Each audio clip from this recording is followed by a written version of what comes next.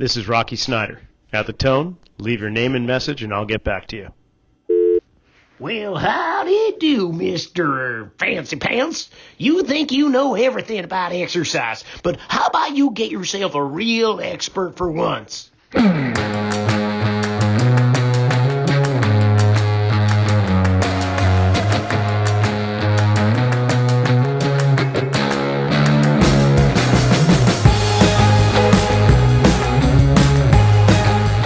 This week I invite Rachel Cosgrove to join me. She's the best-selling author of The Female Body Breakthrough and Drop 2 Sizes, the owner of Results Fitness in Santa Clarita, California, and a columnist for the Women's Health magazine. Rachel, thank you for being on the show. Thank you for having me. I'm excited to be here.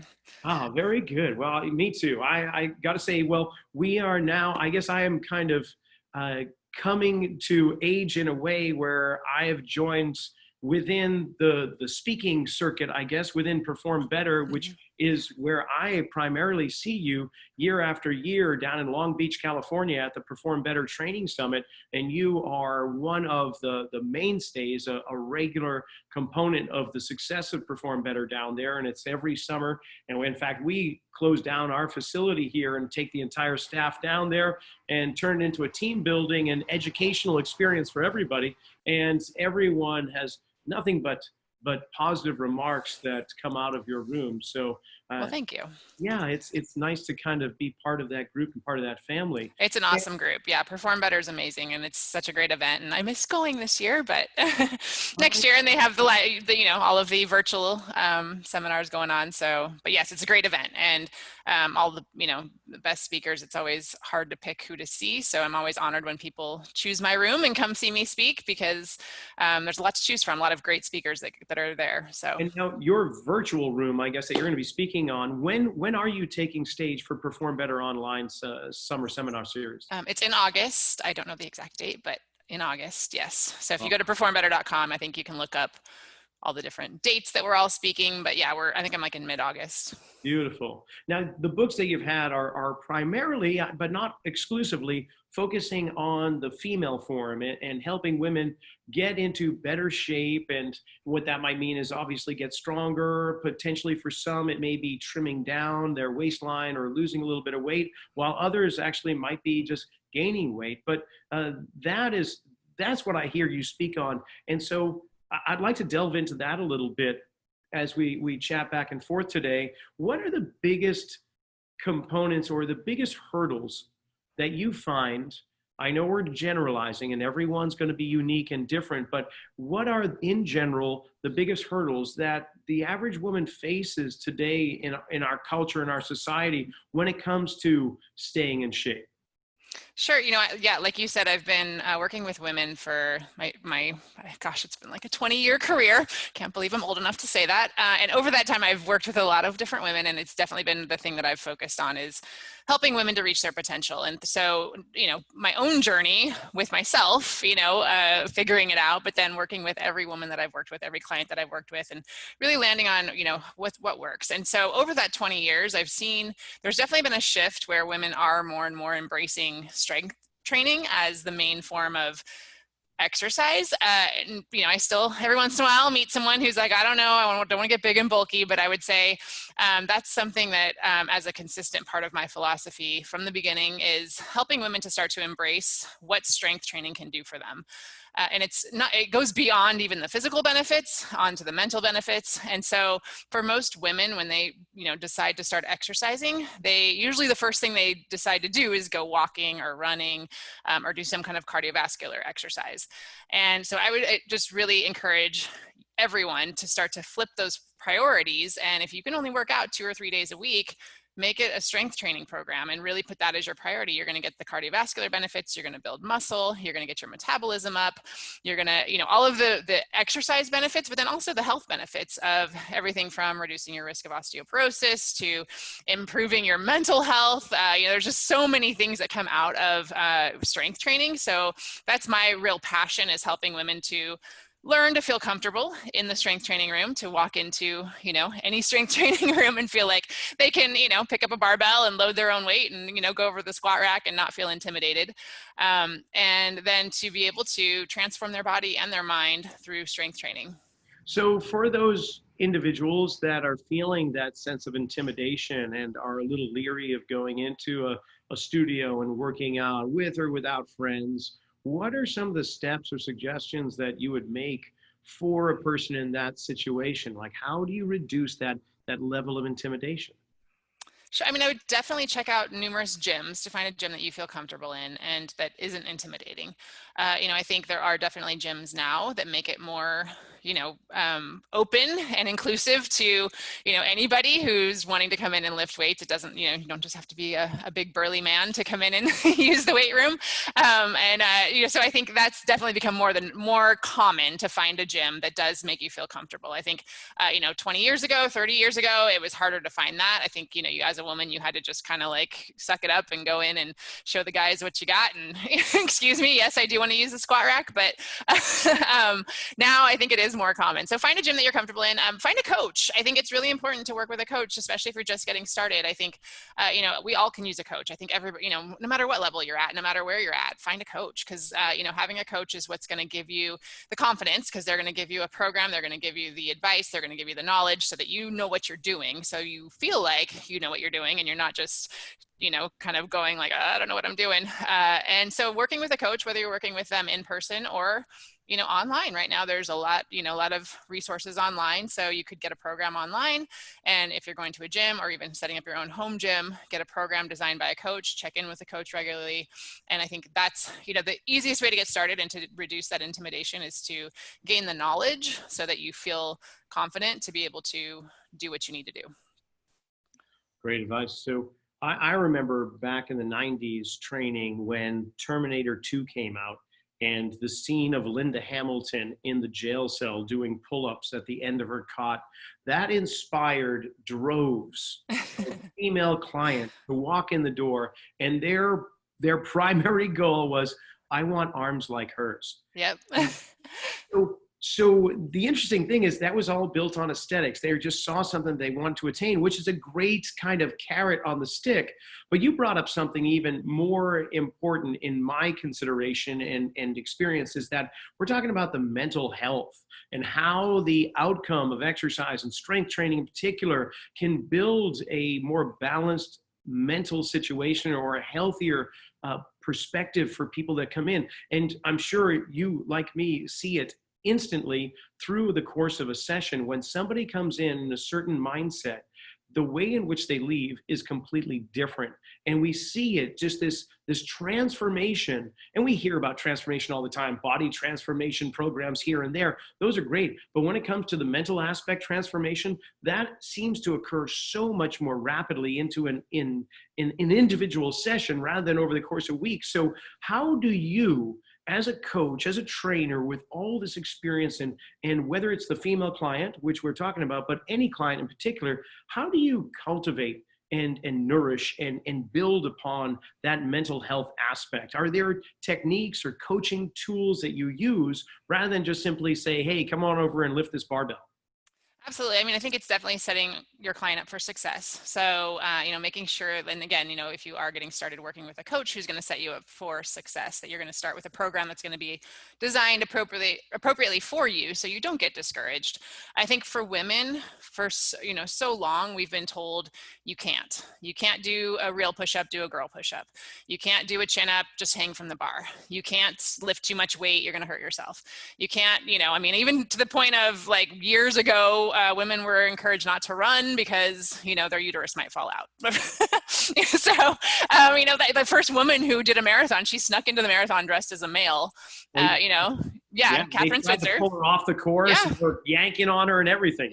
So you think about that, with all of the history of what we've been, told over the years of can't, you're a woman, you can't, you're not strong enough, you're not able to, you can't. So I think, to be able to go into the gym and start to flip that conversation and go, hey, what can you do?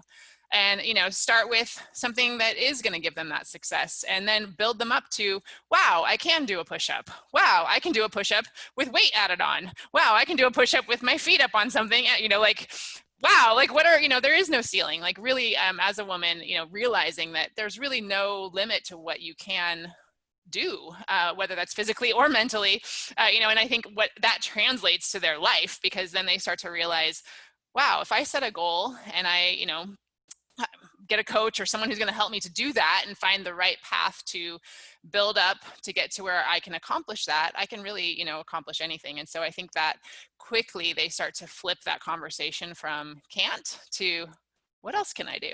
And then you see that light bulb go off, and you see clients all of a sudden they're like, coming up with stuff that they never would have ever dreamed of, and then here they are, they're like, hey, I think I want to do a Spartan race, or hey, I think, and you're like, you do, you came into this gym and you were like, I don't even know if I'm going to do anything, right? So it's definitely like a switch that gets flipped. And I think it's a whole, like, really it's like an identity, their identity changes, they become a different person. And so, and it's for the good. And it's really a cool process, especially as a coach, to see someone go from that transformation. Like you're saying, it's not just a body, it's not really, really, yeah, it's great to see the body transform, but that's not really what it's about.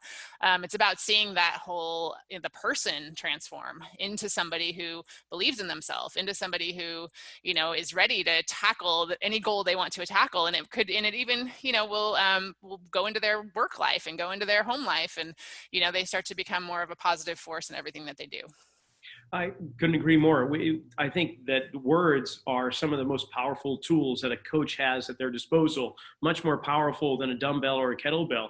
In fact, there are some words that we refuse to use in our studio, and we encourage them to be left outside. Can't is one of the 4-letter words that's not allowed in here. There's a whole bunch of 4-letter words you hear all the time in the gym, but that's not one of them here. The other one that's not 4-letter, a little bit longer, is the word should, because that is just setting yourself up for disappointment, for failure. If you should do that, or I should have done that. No, what are you doing? And the other one is bad, like this is my bad shoulder or my bad knee. And those words permeate into your being. And suddenly your brain is saying, oh, well, if I'm calling this bad, there must be something wrong with it. When in fact, most of the time, if it's a bad shoulder, let's say somebody uses that, it's the shoulder that has been through thick and thin, and it is surviving, and it is doing everything it can to continue to do whatever it is that you want to do. I would say that's a wounded warrior or a hero, if nothing else. So if we use words to our benefit and select them in such a way, it's amazing the transformation that occurs. The other thing, Rachel, that I know about Results Fitness and several other successful studios that really help to empower people and to change their lives and to promote a much more positive existence is the sense of community. And within your walls, you have built up an amazing community, aside from the staff themselves, which I understand are just such a strong, cohesive team. But the members, the clients that come in there, what are the tools that you would recommend for, say, studio owners themselves or trainers or anybody in particular? How do you build that sense of community? Because that's a huge element of your success, I feel. Absolutely.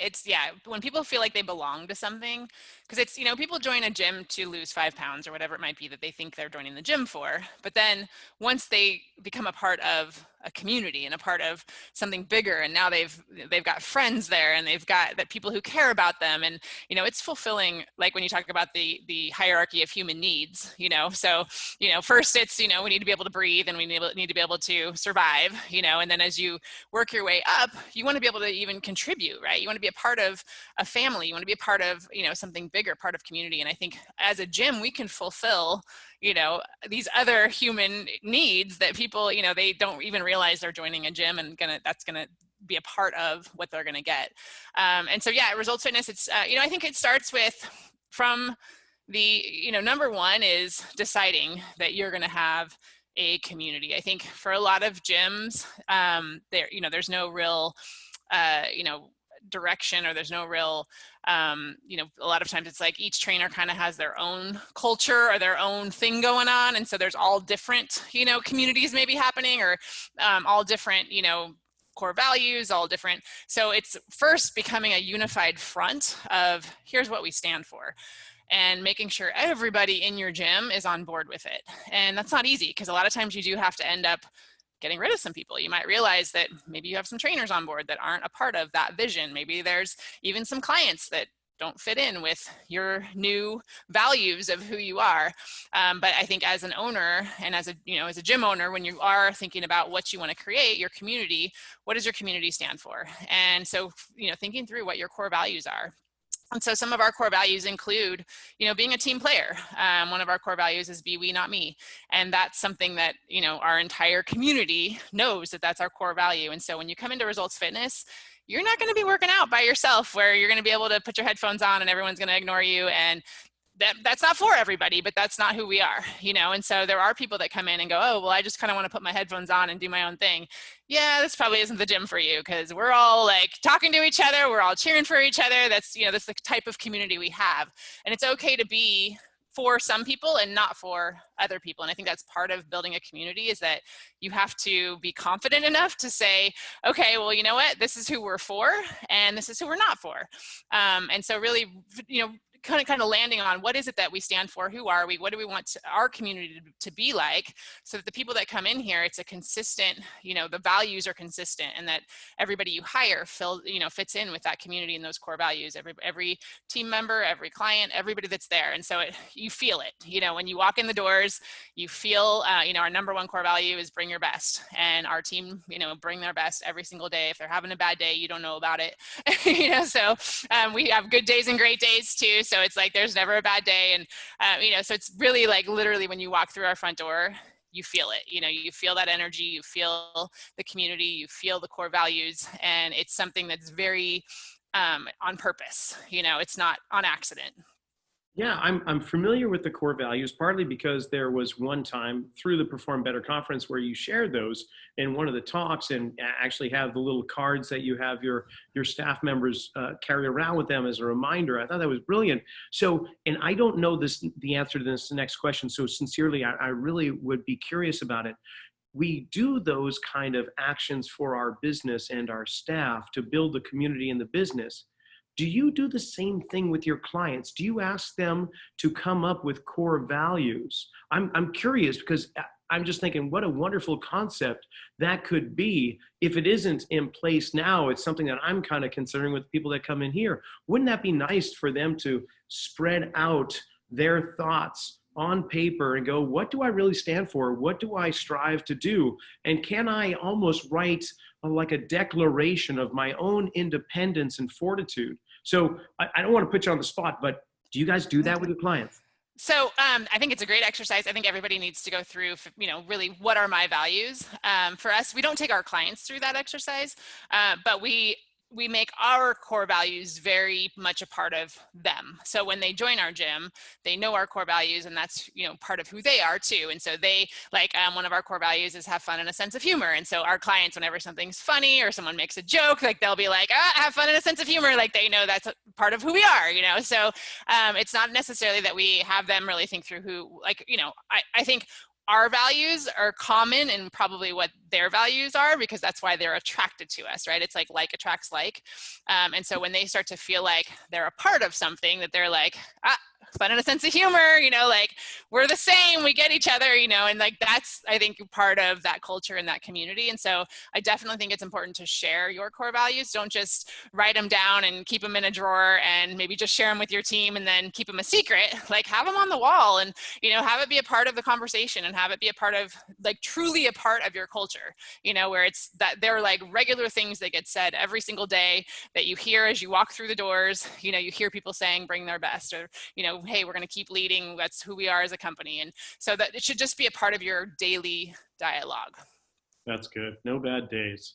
And so I got to bring it up. It's been kind of nagging at me ever since I found out that you guys are in Santa Clarita, and the Santa Clarita diet.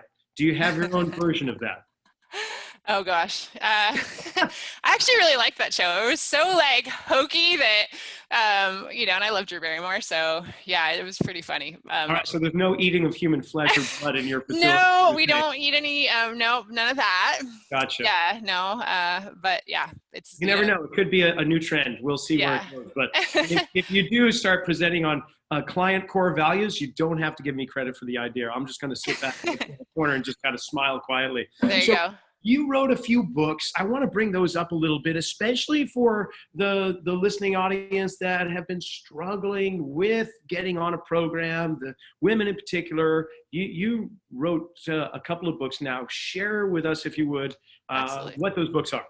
Sure. My first book was The Female Body Breakthrough, and I wrote that with Rodale, and it was my first book. So I poured my heart and soul into that book. I poured my story into that book, all my clients' stories.